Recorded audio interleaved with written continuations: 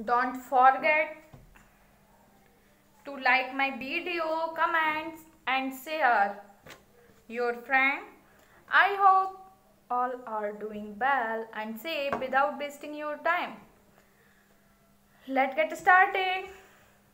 तो फ्रेंड्स, आज हम पढ़ेंगे हिंदी में वाच्य। तो सबसे पहले हम ये जानेंगे कि वाच्य होता क्या है। तो वाच्य के बारे में हम आपको बताते हैं डेफिनेशन वाच्य की।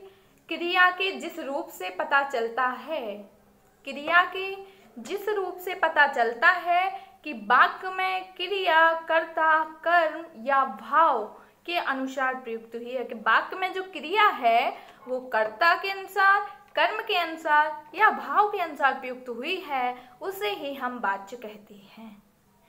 तो फ्रेंड्स, वाच्य हमारे 3 प्रकार के होते हैं, कर्तवाच्य, कर्मवाच्य, भाववाच्य। अब हम समझेंगे कर्तवाच्य को। कर्तवाच्य में यानी कि कर्ता की प्रधानता होती है, कर्मवाच्य में कर्म की प्रधानता होती है, भाववाच्य में भाव की प्रधानता होती है। तो सबसे पहले हम पढ़ेंगे कर्तवाच्य। कर्तवाच्य यानी कि जिस वाक्य में क्रिया कर्ता के अनुसार होती है उसे हम कर्तवाच्य कहते हैं, और इसमें कर्ता की प्रधानता होती है।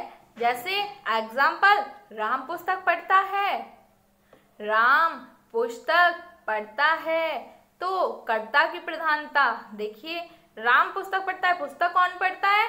राम। तो राम की प्रधानता हुई ना, यानी कि राम क्या है हमारा? कर्ता, पढ़ना हमारा क्रिया।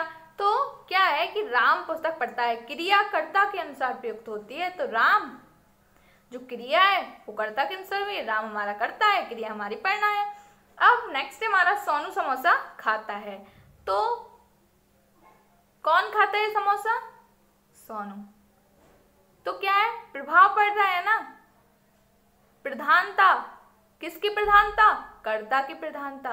किस में होती है कर्ता की प्रधानता? कर्तवाच्य में।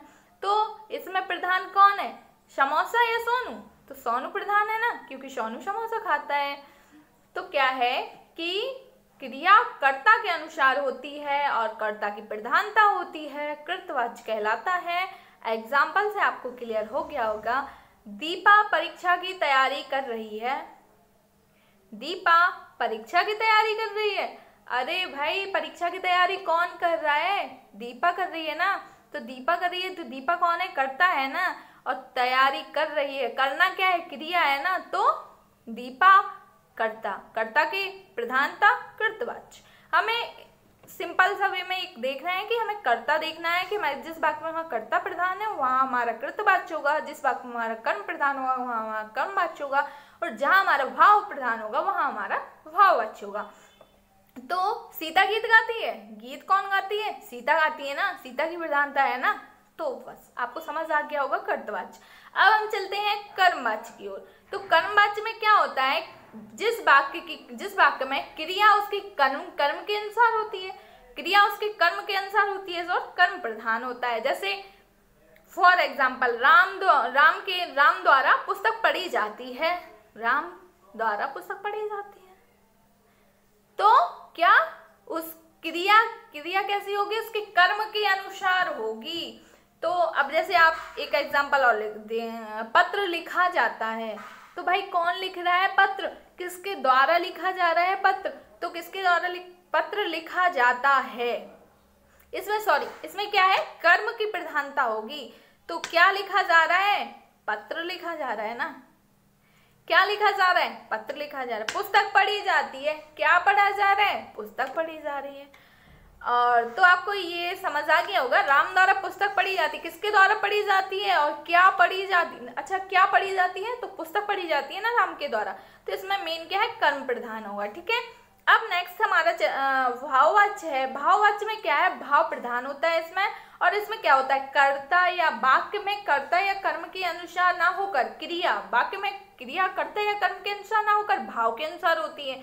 जैसे भाववाच्य प्रधान होगा। और सबसे पहले इसमें जो मोस्ट पॉइंट है, मोस्टली इसमें से आता है और नेगेटिविटी नहीं आएगा इसमें। ठीक है। तो आप देखना, एग्जाम्पल, मुझसे बोला नहीं जा रहा, मुझसे खाया नहीं जा रहा, कबूतर से उड़ा नहीं जा रहा, उड़ा नहीं जाता, मुझसे अब खेला नहीं जाता, मुझसे मिठाई नहीं खाई जाती, मुझसे चला नहीं जाता, मुझसे सोया नहीं जाता। तो ये सारी सेंटेंस भाववाच्य, भाव प्रधान है। अरे मुझसे मिठाई नहीं खाई जाती, भाव आ रहा है ना, मिठाई नहीं खाई जाती।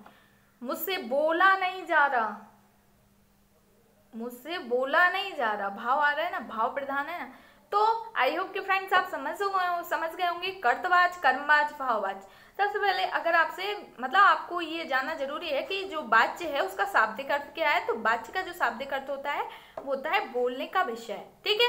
और आपको पता ही है वाच्य 3 प्रकार की होती है, कर्तवाच्य, कर्मवाच्य, भाववाच्य। कर्तवाच्य में कर्ता की प्रधानता, कर्मवाच्य में कर्म की प्रधानता, भाववाच्य में भाव की प्रधानता।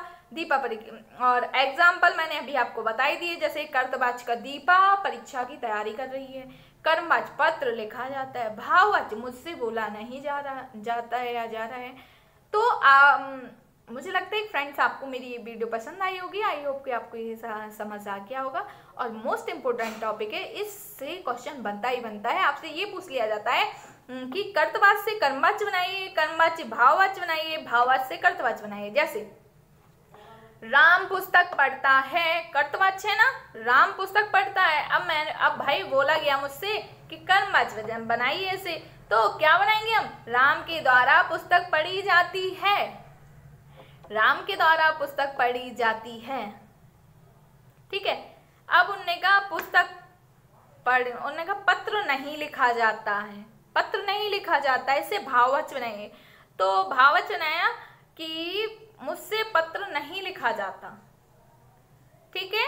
तो ऐसे आपको पूछ सकते हैं एग्जाम में कि या तो आप बताइए सेंटेंस में कौन सा वाच्य है, या फिर आप ये बताइए कर्तवाच्य से कर्मवाच्य बनाइए, कर्मवाच्य से भाववाच्य बनाइए, भाववाच्य से कर्तवाच्य बनाइए, ठीक है। ये भी आपको सेंटेंस देकर पूछा जा सकता है, तो आप बना लेंगे मुझे उम्मीद है। और वैसे मैंने कर्तवाच्य, कर्मवाच्य, भाववाच्य डिटेल्स में आपको समझा दिए हैं, इसमें कोई ज़्यादा डिफिकल्ट नहीं है। बस आपको ये ध्यान रखना है कर्ता प्रधान होगा, कर्म प्रधान होगा, भाव प्रधान होगा, ठीक है। ठीक है guys, thank you, bye bye, take care.